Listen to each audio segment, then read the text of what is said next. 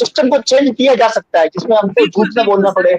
हमने देखिए गलत एकदम तो नहीं बदलेंगे, लेकिन हम जो लोग जुड़े हैं हम तो कोशिश कर रहे हैं ना बदलने की।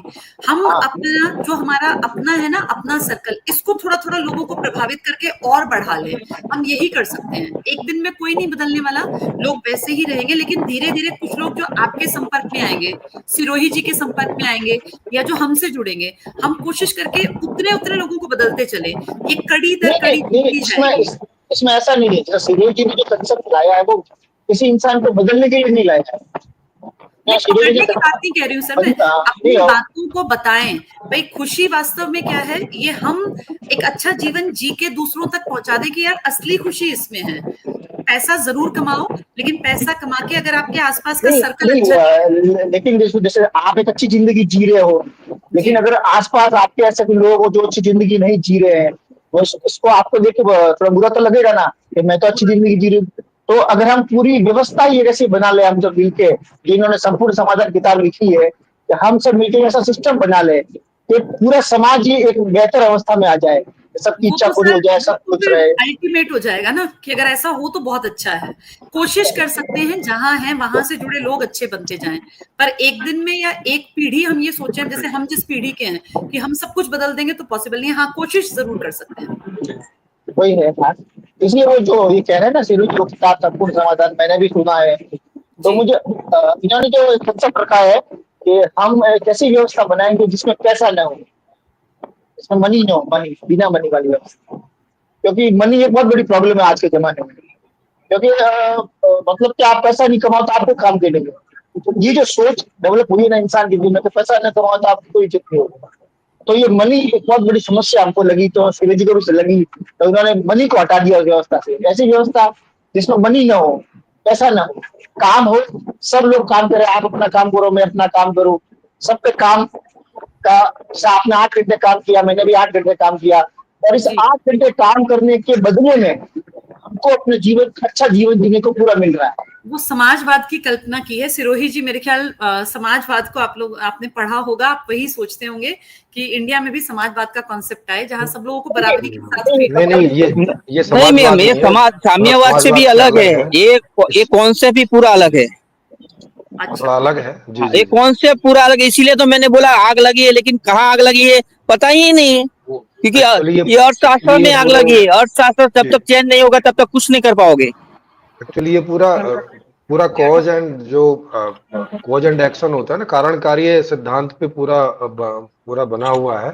जी आदमी कैसा है, कितने तरह का है, क्या चाहता है, कैसी स्थितियों में उसका विकास होता है, कैसी स्थितियों में उसका विनाश होता है, वो सारा का सारा कुछ रखे, और फिर कैसा एक सिस्टम हो जो इसके सूटेबल हो, इसके लिए सूटेबल हो। उसमें जो अभी का समाजवाद है, अब तक का जो हम लोग पढ़ते आए सब, वो वाला उसके लिए बहुत सूटेबल नहीं है और फेल भी हो गया। इसीलिए जो पूंजीवाद है, ये तो सूटेबल है ही नहीं है, इसका रिजल्ट ही हमारे सामने है। तो वो इन अब तक की जितनी व्यवस्थाएं हैं उनसे अलग है, भले ही थोड़ा थोड़ा तो कोई कोई चीजों से मैच कर ही सकता है, वो एक अलग बात है। जी समाजवाद समाजवाद भी जहाँ आया ना, वहां भी बहुत अत्याचार हुए। नहीं, समाजवाद तो सक्सेसफुल हुआ ही नहीं ना, तभी तो फिर हाँ यूएसएसआर हाँ का विघटन हुआ, क्योंकि समाजवाद कॉन्सेप्ट जो था वो प्रॉपरली सक्सेसफुल नहीं हो पाया। जी जी जी। सही कॉन्सेप्ट सक्सेस होता है, लेकिन जो भारत में जो लोकतंत्र की बात कर रहे हैं हम, लेकिन लोकतंत्र है नहीं। हाँ, उसमें क्या था, उन्होंने समाज को सेंटर बनाया और वहां से वो सब गवर्न कर रहे थे। जिस जिस व्यवस्था की मैं बात कर रहा हूँ, ये व्यक्ति पर आधारित है, और एक एक व्यक्ति इसमें वो है, प्रमुख है।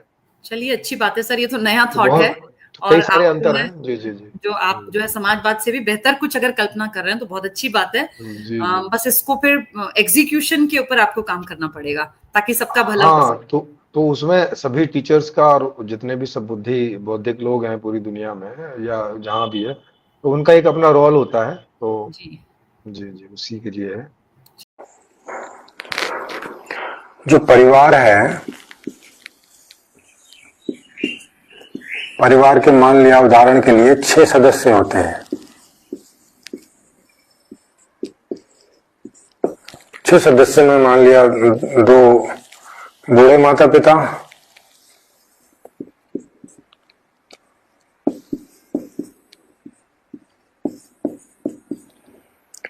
दो युवा माता पिता और दो बच्चे।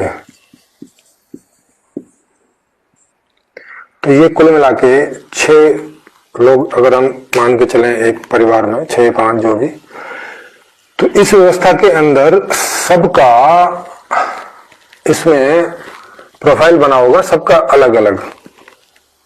दोनों बूढ़े माँ बाप का अलग अलग इसमें प्रोफाइल बना होगा मानव जनता के रूप में, दोनों ही युवा माता पिता का और दोनों ही बच्चों का। वो सीधे सिस्टम से मांग करेंगे, उन्हें जो भी चाहिएगा, उन्हें जो भी कपड़े लत्ते घर वगैरह जो भी नहीं है उनके पास में और उन्हें जो भी चाहिए वो सीधा मांग करेंगे और सिस्टम उसका प्रोडक्शन डिलीवरी करके उनको सीधा देगा।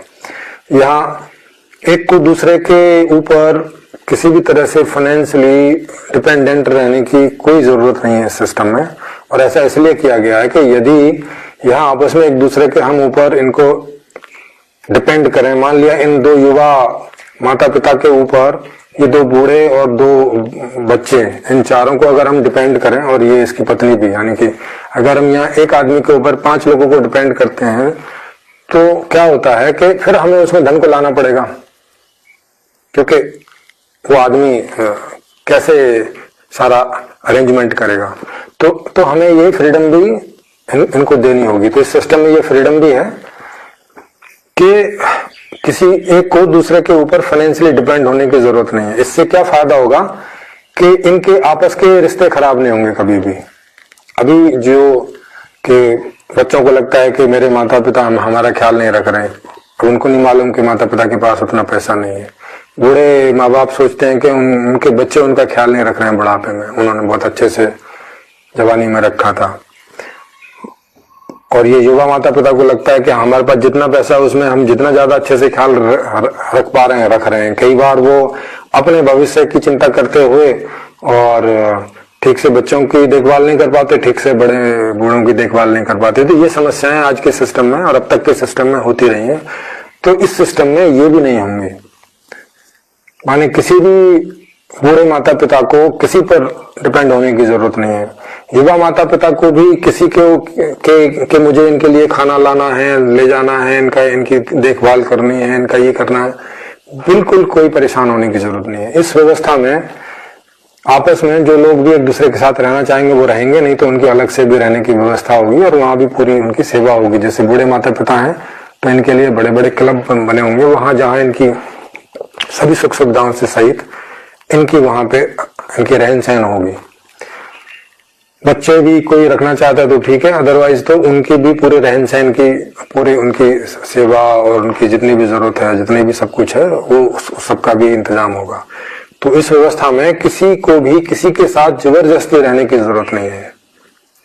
अच्छा लगता है, दिल करता है तो जिनके साथ दिल करता है उनके साथ रहिए, जिनके साथ दिल नहीं करता है उनके साथ ना रहिए। वैसे संस्कृत में आप देखेंगे परिवार का मतलब भी यही होता है कि जिनके साथ हमें अधिकतम रहने में अच्छा लगता है, हम सुखी रहते हैं, तो तब तक हम उसके साथ रहें। अब ये जरूरी नहीं है कि ये खून के रिश्ते ही हों। ये आपको ऐसे भी जो खून के रिश्ते नहीं है उनके साथ भी रहकर आप अपना परिवार बना सकते हैं।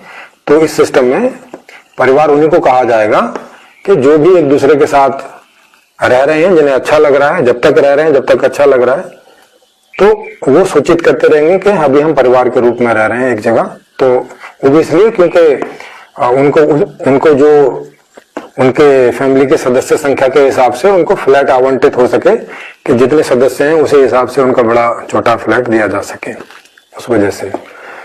तो ये भी इस सिस्टम में समझ लेने वाली बात है, क्योंकि अभी हमारे जितने भी सारे रिश्ते खराब होते हैं उसके पीछे जब आप जड़ में जाएंगे तो जाएंगे यही कि एक आदमी है परिवार में जिसके हाथ में सारा का सारा धन और पैसा और पूंजी होती है और बाकी सब उसके ऊपर डिपेंड करते हैं। वो चाहे छोटे भाई बहन हो, चाहे बूढ़े माता पिता हो, चाहे जो है बच्चे हों, तो और उसको देखना पड़ता है। जिसके हाथ में सारी पूंजी धन है उसको देखना पड़ता है कि भविष्य में, क्योंकि ये उसका जिम्मा हो जाता है कि अब आदमी बीमार पड़ेगा तो फिर हॉस्पिटल के लिए पैसा कहाँ से लाएगा, कल को खाना के लिए कहाँ से लाएगा, कपड़ों के लिए कहाँ से लाएगा, कल को शादी होगी उसके लिए कहाँ से लाएगा। तो उसके भी बहुत सारी टेंशन होती है। तो इस सिस्टम में किसी की कोई टेंशन नहीं है। तो ये आप देख सकते हैं। और इसके बारे में जो भी आपको कोई क्वेश्चन उठे हैं जो रह गए हों समझाने से, तो इस वीडियो के अंत में नंबर होंगे, मोबाइल नंबर, उन पे आप कांटेक्ट कर सकते हैं। फिलहाल मैं यही समझाना चाहता था। एक तो मैंने धन का समझा दिया, एक मैंने परिवार का समझा दिया, एक मैंने ये जो डेमोक्रेटिक सिस्टम है, रियल डेमोक्रेटिक सिस्टम, जिसमें जनता को सारी ताकत है। और ताकत क्या है जनता की? यही कि वो कुछ भी मांग कर सकती है, उस सिस्टम को उसका प्रोडक्शन करके उसकी डिलीवरी उसको करनी होगी, नहीं तो दिए हुए समय में उसको बताना पड़ेगा कि क्या प्रॉब्लम है। और इस सिस्टम में हर आदमी का व्यक्तिगत